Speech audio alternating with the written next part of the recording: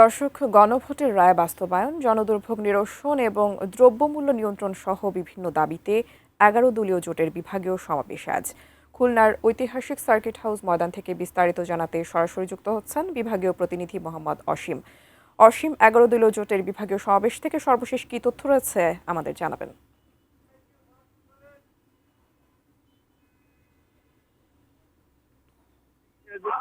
সমাবেশের স্থলে কিন্তু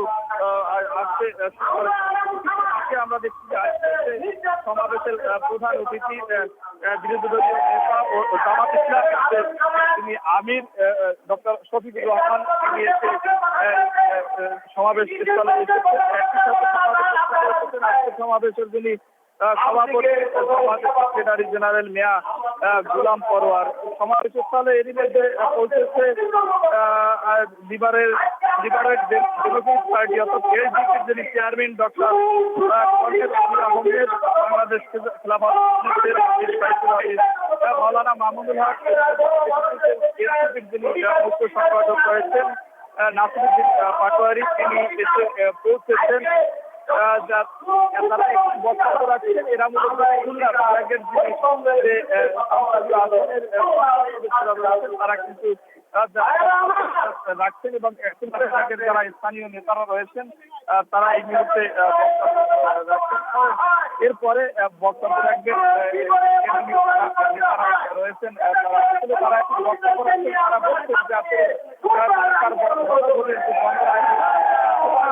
কিন্তু এই যে সাধারণ মানুষের সাথে কিন্তু তারা প্রতারণা করছেন। একই সাথে তারা বলছেন যে